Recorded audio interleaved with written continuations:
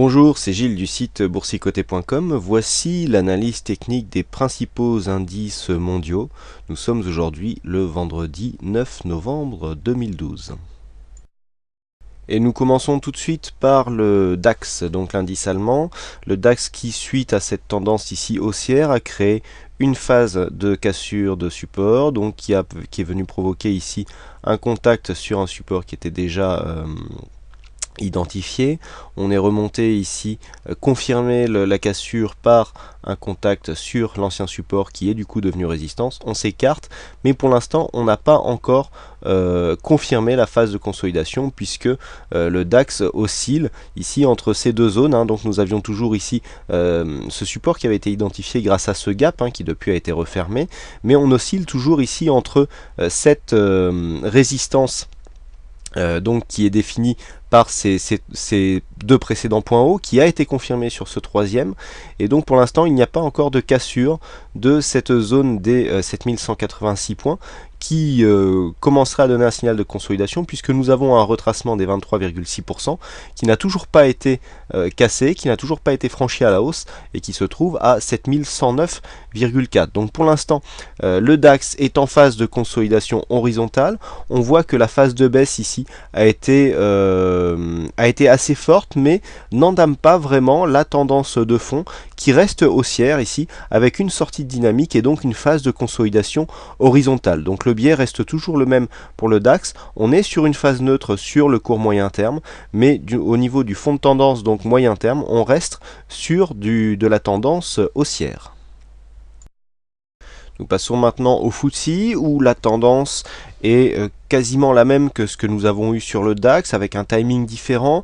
Le trend ici a été légèrement moins dynamique, mais nous nous trouvons dans une phase ici de consolidation suite à une cassure de dynamique puisque la cassure qui est intervenue un peu plus récemment ici sur le FTSE a provoqué une phase de consolidation horizontale où l'on voit ici les cours qui oscillent entre ce support qui était déjà identifié, qui correspond au retracement des 23,6% de la tendance haussière totale. Et donc les cours oscillent ici entre cette résistance moyen-long terme. Alors cette résistance qui est toujours valable, vous voyez on a tracé une résistance ici qui vient rejoindre de nombreux points significatifs qui vont même encore au-delà. Lorsque l'on regarde ici cette tendance sur cette phase ici début 2011 et que on voit que nous voyons que nous avons déjà des contacts ici sur des plus hauts significatifs, et bien si nous reportons ici cette résistance, nous voyons bien que c'est une résistance de moyen long terme et qu'elle est très significative. Donc là on est vraiment sur une tendance, enfin sur une zone critique du point de vue moyen long terme, puisque nous sommes venus ici marquer cette phase de hausse, on s'est arrêté pile sous cette résistance que l'on n'arrive pas à franchir, mais pour l'instant, un peu comme le DAX, pas de signal de consolidation puisque le retracement des 23,6 qui est confondu avec un support qui était déjà identifié, résiste. Nous avons ici cette zone aux alentours des 5767 qui reste, solide par rapport à une phase de consolidation alors que les marchés sont actuellement en phase de baisse. Donc du point de vue de la tendance moyen terme, on voit bien qu'on reste à la hausse, phase de consolidation horizontale actuellement. Bon, du point de vue des indicateurs, on n'a pas grand chose, je vous ai pas fait voir sur le DAX, mais c'est assez mitigé. Donc là c'est pareil pour le FTSE. On voit ici des évolutions sur le RSI neutre, le stochastique nous donne pas grand chose et le MACD tourne autour de sa zone neutre. Donc on a vraiment rien d'intéressant sur les indicateurs. Donc là on se concentre dans ce cas là sur les bougies et on voit que les niveaux horizontaux nous donnent des points de contact assez intéressants. Donc pour l'instant pas de signal de consolidation. Le FTSE reste ici sur une tendance court moyen terme neutre, puisque depuis en fait mi-septembre, nous oscillons donc dans cette zone entre 5930 et 5760, à part cette petite attaque que nous avons eue ici début octobre, mais sinon les cours ici sont dans un range. Alors une sortie du range, là on aurait sur une sortie, donc et c'est identique sur le DAX, si on avait ici une cassure de ces précédents plus hauts, on aurait un fort signal haussier qui serait constaté donc sur les indices européens, donc FTSE et DAX notamment. Par contre, ici une cassure des 5766 qui correspondrait peu ou prou à une cassure des 23.6 sur le DAX, même si le DAX est légèrement plus bas. Eh bien, enfin, si le 23.6 sur le DAX est légèrement plus bas, hein, pour s'en convaincre, voilà, on est un poil plus bas ici sur le DAX. Vous voyez qu'on a encore un peu plus de marge. Eh bien, là, on aurait plutôt un signal de consolidation, auquel cas il faudrait commencer à aller chercher des zones d'objectifs un peu plus basses en ce qui concerne les retracements de Fibonacci. Donc tant qu'on n'a pas une cassure franche ici de cette zone sur le FTSE, on reste en tendance neutre, donc tendance de range, consolidation horizontale, mais le fond de tendance, lui, reste haussier. Passons ensuite au S&P 500, donc l'indice américain qui connaît lui une phase de consolidation un peu plus marquée. Alors c'est la différence qu'il y a en ce moment entre les indices américains et les indices européens. Nous avons une forte surperformance des indices américains jusqu'il y a quelques semaines, on va dire. Et puis là, la tendance est en train de se rattraper. Alors ce n'est pas que l'économie les économies européennes vont mieux, mais c'est tout simplement que l'effet de rattrapage commence à s'opérer, et puis c'était pour l'instant les États européens qui étaient le plus impactés par la crise, et notamment la crise obligataire, alors que désormais on voit apparaître un gros problème de dette sur les États-Unis, donc qui impacte beaucoup plus fortement les indices américains. De ce fait, les indices américains, donc qui sont beaucoup plus exposés puisque c'est leur propre dette, eh bien commencent à sous-performer, et les indices européens, pour qui la crise de la dette est en phase de stabilité, eh bien est beaucoup moins impacté, hein. Donc c'est ce qui explique en fait cette différence de performance que nous avons entre les États, entre les indices américains et les indices européens. Donc on le voit bien ici sur le S&P 500, puisque si on compare avec les plus hauts marqués qui l'ont été courant septembre, eh bien nous avons déjà dépassé depuis longtemps ce retracement des 23,6, et même depuis cette semaine nous avons cassé cette zone de support, puisque c'était une zone de support qui était une zone de support mineur qui était déjà identifiée des 38,2, puisque nous avons cassé les 1395 hier, hein. On avait une tentative de cassure mercredi, et puis hier on a transformé en venant marquer un nouveau plus bas. D'ailleurs on peut remarquer que sur les indices américains, les plus bas s'enchaînent beaucoup plus rapidement que sur les indices européens, hein. Ça c'est un autre signe. Alors par contre, en cas de rebond, on pourra avoir l'effet de rattrapage inverse, hein. Donc ça c'est tous les stratégistes arbitrage qui jouent la corrélation, qui regardent un petit peu ce genre de choses. Mais là on a un décalage qui est relativement clair. Donc quoi qu'il en soit, nous sommes ici dans une phase de consolidation baissière. Le retracement de 38,2% de Fibonacci vient d'être dépassé, donc l'objectif se situe maintenant aux alentours des 1358 points sur le S&P 500. Zone en plus, cette zone de support se situe dans la zone de 50-61,8 qui, nous le savons, est une phase de retournement souvent constaté, et donc eh bien il faudra il faudra observer ici l'évolution des cours lorsque nous allons rentrer dans cette zone. Donc la tendance est baissière en ce qui concerne la tendance court terme, donc sur le Nasdaq, sur le S&P 500. Le Nasdaq vient juste après, et nous avons donc une évolution qui pour l'instant est dans la continuité. On est plutôt dans le bas du range, hein, donc des rebonds techniques sont toujours possibles, comme un peu ce qui est en train de commencer au moment où je prépare ces analyses. Donc du point de vue des indicateurs, on a une configuration ici baissière de consolidation. On voit ici au niveau du stochastique RSI qu'on a une évolution baissière. Le MACD évolue en vague, donc sous sa ligne de signal, enfin sous sa zone neutre, ce qui nous indique ici une tendance de fond haussière. Et puis on voit ici les phases de consolidation court terme qui s'alternent. On a des retracements relativement clairs, hein. On n'a pas d'hésitation. Quand c'est vert, on repart à la hausse, et quand c'est rouge, on descend franchement. Donc là on est dans une phase baissière. Du point de vue des volumes, on n'a rien d'exceptionnel pour essayer de dégager une tendance. Mais on voit ici que nous sommes dans une continuité baissière, donc de consolidation. Attention ici au signal de retournement, et donc qui serait confirmé par une cassure de cette résistance baissière ici, qui se situe actuellement sur les 1418, mais dont il faut suivre l'évolution.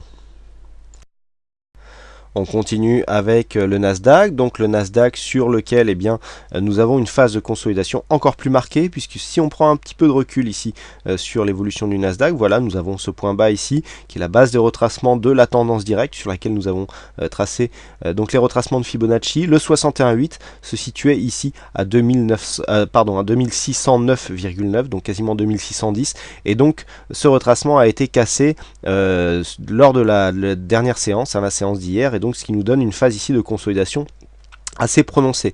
Alors on voit ici une différence entre le Nasdaq et le S&P 500, le Nasdaq étant un indice composite des valeurs de valeurs techno. On voit ici que les valeurs techno souffrent beaucoup plus.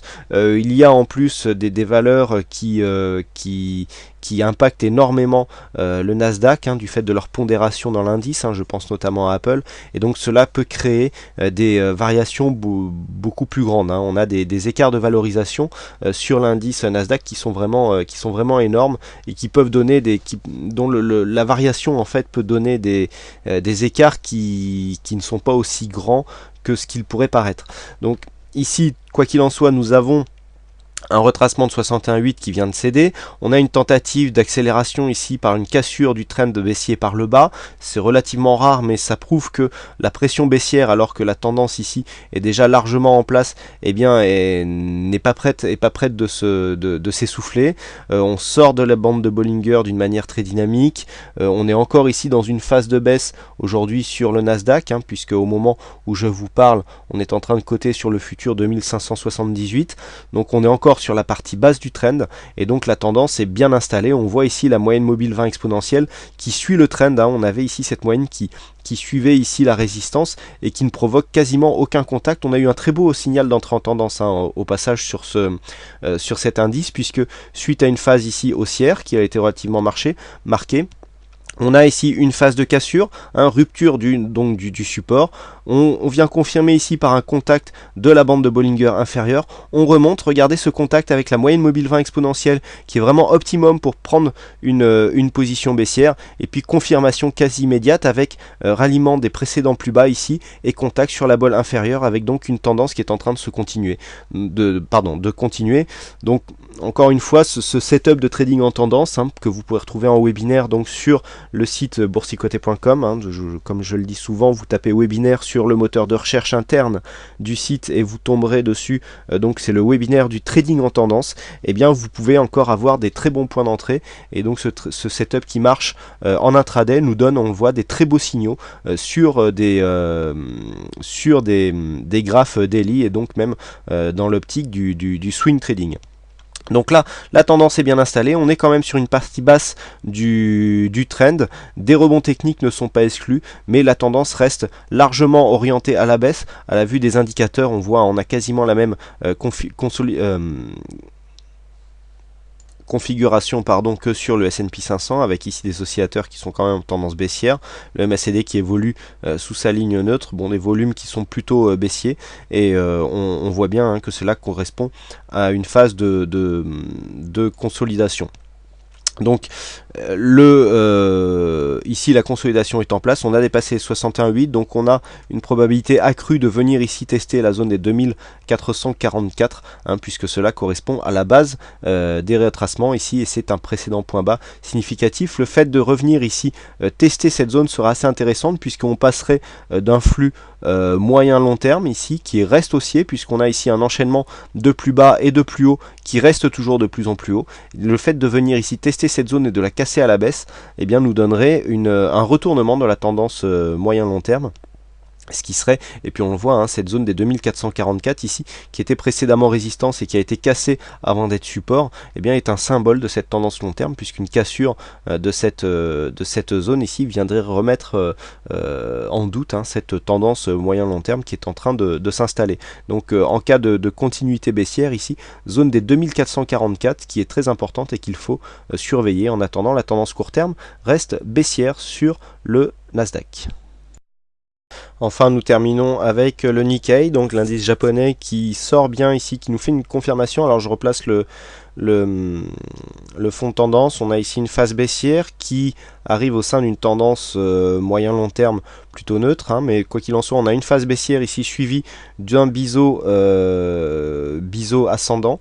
Biseau ascendant donc qui, comme le veut la probabilité, a provoqué une sortie baissière sur gap. On a retrouvé ici dans un premier temps la dynamique qui avait tracé le support qui s'est transformé en résistance. On a marqué un premier point bas, on est revenu chercher ici le bas du biseau comme une résistance, et puis après encore une hésitation, on est en train de confirmer à la baisse. Donc là attention, on a une structure en double top qui s'est créée, puisqu'on a ici cette zone ici de premier top à 9076 points qui a marqué ici un point bas, et puis on est revenu ici sur cette bougie marqué un plus haut encore une fois à 9072 points avant de confirmer un point bas. Là nous avons un gap baissier relativement important qui montre ici une grosse pression baissière, et puis nous avons une cassure ici de